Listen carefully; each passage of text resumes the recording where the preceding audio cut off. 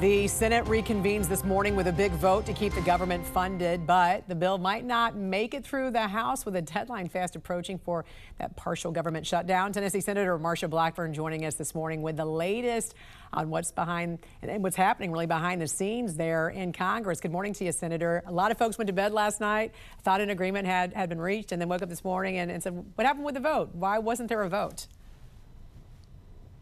And we would have liked to have had a vote last night. Of course, what you've seen is the Democrats want to break off DHS funding, Homeland Security funding. There are many of us that think that that is inappropriate because DHS also covers FEMA. We're recovering from a major winter storm. It covers the Coast Guard, it covers TSA, all of that, in addition to ICE, which is where they have their problem. But Jan, what you will see is the agreement that is worked out. 5 of the appropriations bills will go through in a package and be voted on and confirmed. And then there will be a 2-week CR on the DHS funding. That makes certain that no funding lapses for these critical services that are needed right now in states like mine, there in Tennessee, where we have had a devastating ice storm that has truly crippled much of the mid-state. Right. And it is important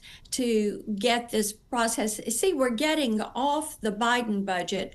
We're getting onto a Trump and Republican budget. And actually, we are bending that spending curve down for the first time in decades when it comes to those discretionary accounts. That's a big step. We want to get these 5 bills across the finish line and work out that one remaining bill. It will be the closest thing to regular order that we have had in decades. How do you balance not shutting down the government and also avoid caving to key GOP priorities? And the GOP is pretty much in line on this. It is the Democrats that are wanting to shut down the government and make it over ICE, make it a funding fight about ICE. And we are saying, look, this is not the time to have a government shutdown. The Schumer shutdown was the longest we have had. It cost us $11 billion. Shutdowns are expensive. People get paid when they return to work. Work piles up. People do not get permits. They would not be getting their IRS refunds. You would see a lot of things that would be slowed down. So what we're saying is, let's get this finished across the finish line. Let's get off the Biden budget.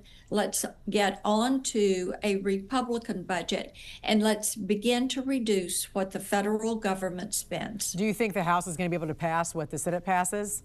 Because it sounded like House Speaker was a little concerned there might be a couple of GOP holdouts that might not agree to this. And President Trump is working very closely with the House right now. Got it. I want to look ahead very quickly to what you've mentioned that could potentially also be happening this weekend with forecasters thinking there could be another big winter storm that could bring some snow and ice to parts of Tennessee. What steps are being taken to prepare for perhaps a second round of dangerous weather? And what's your message to your residents in your state as this next storm does approach? Yes, the message is stay off the road, stay home, stay safe, stay out of harm's way. Give first responders, the National Guard, the Highway Patrol, local officials, our power crews, our people are repairing water mains. All of these public works individuals and crews need space to work. Nashville has been devastated by this, the entire mid-state area, and with this very cold weather that is going to come in back into single or low double-digit numbers over the weekend. We just want everyone to stay safe. I will say this, our governor, the National Guard, have done a terrific job. They have stepped up. They've been out helping to rescue people, move them to safety. They've been getting medical workers, healthcare workers to hospitals to care for people. They've been making well checks on the elderly, and the National Guard and the Tennessee Highway Patrol have really done a great service for the people of our state. Senator, I want to turn very quickly to another issue that you've taken the lead on this week. You pressed Live Nation executives over ticket bots and high prices. Kid Rock also testified that the ticketing system is broken and rigged. In fact, let's take a listen to what he had to say. In 2009, Congress was told under oath that merging Live Nation and Ticketmaster would benefit artists and fans. The CEO of Live Nation called the merger an experiment and promised it would increase competition, empower artists, and lower costs. Needless to say, that experiment has failed miserably. Independent venues have been crushed. Artists have lost leverage. Fans are paying more than ever and getting blamed for it. This wasn't an experiment. It was a monopoly dressed up as innovation. So with antitrust lawsuits already moving forward at this point, what real changes do you want to see, especially when it comes to these fees, these ticket bots, and then speculative pricing? Yes, indeed. Let me start with speculative tickets. This is something where they say they bought a ticket, they don't. And they do not have that ticket. People buy that ticket. It doesn't land in their email, or they get a ticket and before they get to the venue, it has disappeared. It's been recalled from their wallet or from their phone. So therefore, that needs to come to a halt. You have many that are supporting breaking apart Live Nation and Ticketmaster because of the monopolistic practices that are there. Also, there's got to be more verification of who is in the resale market. These bots, bad actors, and brokers that are using these bots. And Jan, what we have found out is that you may have a group like Key Investment Group over in Maryland. They make millions of dollars every year as a ticket reseller. They use the bot, they scrape the tickets, the event sells out, and then the tickets show up on the resale site at 2, 3, 4 times the price. Some of the Taylor Swift tickets were 70 times the face value of the ticket. This is deceptive and unfair practices. The FTC has jurisdiction over that. We have the authority to investigate, and the items that are covered by the FTC. This is a broken marketplace. And we had a witness from the independent venues, and they talked about how broken this is. We also heard from some of the resellers. This is something that is ripping off American citizens, and we intend to see the FTC's lawsuits through. I filed another amicus brief yesterday on one of the lawsuits, and then Congress will take our steps to clean up this and to enforce the Bots Act. Senator Marsha Blackburn from the great state of Tennessee. Stay safe and warm this weekend. Thanks for joining us. We appreciate it. Thank you. Suspect, they're still pending this morning. House Speaker Mike Johnson says he will have the votes to end the partial government shutdown while lawmakers work out funding for the Department of Homeland Security.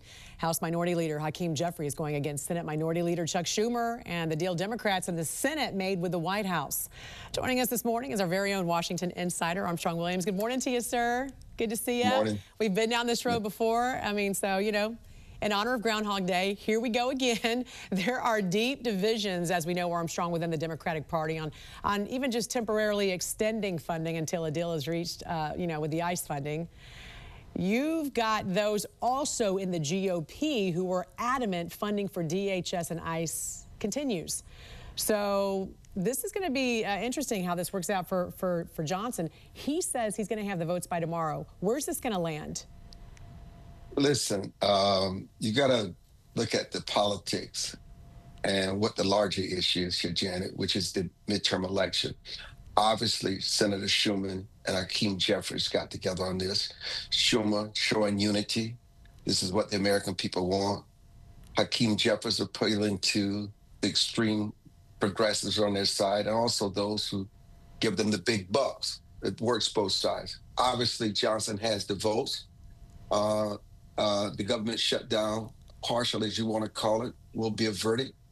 And there will be some Democrats that vote along with the Speaker of the House in averting this shutdown. And what do you make about the fact that it will not stop ICE operations because DHS funding was already included in the One Big Beautiful Bill? So that's going to continue for several years, in fact. So what they're doing is not going to actually prevent the end game of what they're looking for.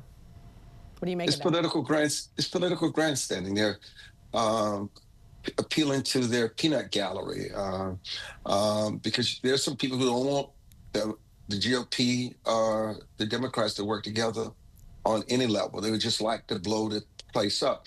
And I think what is often amiss in this, Jan, is that these House and Senate members, Republicans and Democrats, are more aligned, have more respect and camaraderie than they can allow the public to see, because they realize what it would do for those that need to see this chaos and believe that there's this great division, to give their unwavering support to both sides, Republicans and Democrats, as you mentioned. This is politics. Yeah, and they've got to put it on the record because they got to do a vote.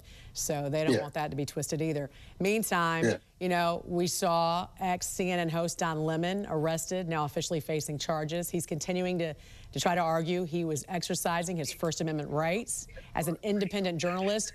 Prosecutors, though, say those rights end when a crime begins, and if the government believes you are more than just a witness to the crime, more than just a journalist, which is what they're claiming that he arranged it. And what happens here with those charges, because a judge initially, you know, denied that request from the DOJ to file those charges. How are those charges finally filed? Listen, Jan, Don Lemon crossed the line. If you listen to the tapes, the audio before and once he entered the church, he was lit. If you listen, you could assume that he was a part of the organization. Did the Justice Department do the right thing? Well, they had every right to do what they did do. Will Don Lemon end up in jail? No, but someone who was once a well-respected journalist on CNN should not be involved in this kind of escalation, especially inside a sacred place like the church. And hopefully other journalists who wants this kind of advocacy will learn from this, but you crossed the line. Meantime, I'm going to ask you about your article that you wrote. Melania Trump's documentary passed box office projections, earning $8 million over the past weekend for the opening weekend. Really the best opening for a documentary in more than a decade, according to reports. You went to the premiere of that documentary at the Kennedy Center and wrote this editorial for the Baltimore Sun, in part stating Melania Trump's courage has never been loud. It has been quiet, consistent, and costly. She stood beside a man who was relentlessly attacked, not because she was compelled to, but because loyalty for her is not conditional on media approval. She accepted the burdens of public life without exploiting them. She forgave what needed forgiving within the privacy of marriage, and she refused to turn her family into collateral for political warfare. That is not weakness, that is strength without spectacle. Well-written article there, Armstrong. What kind of response are you getting from this? I must tell you, I'm humbled by it. But listen, Melania is not performative. She understands that her husband is flawed, like all of us, we're flawed. She works those out in the privacy of her marriage, not for public consumption. The movie was dignified. It was graceful. And the humanity there was just overwhelming. And you saw her for who she is. And she also paid tribute to all first ladies, how they contribute to the arts, to the culture, and how consequential they are in that White House, especially the impact that they have on their husbands. And she has a tremendous impact on him. He respects her. And she has a very strong religious fiber to her. Something that doesn't come across, Jan. Oh, you saw that in there. Yeah, it's very deeply religious from her parents. That's who she is. And she tones the president down. Much respect for her. She doesn't deserve to be judged by her husband. She should be judged by her own merit. And this was a terrific movie. I was surprised at how good it was, okay? That hour and 45 minutes was well worth my time. And look at the reviews, not just mine. Everyone is saying the same thing if you go out and watch the movie. Well-deserved. Well-earned, and I'm not surprised that she did well at the box office. When you have a Hollywood director like Brett Ratner, though, you know it's going to be pretty good. All right, Washington Insider Armstrong Williams, thank you for joining us this morning. We appreciate it. Thank you, Jen. Thank you.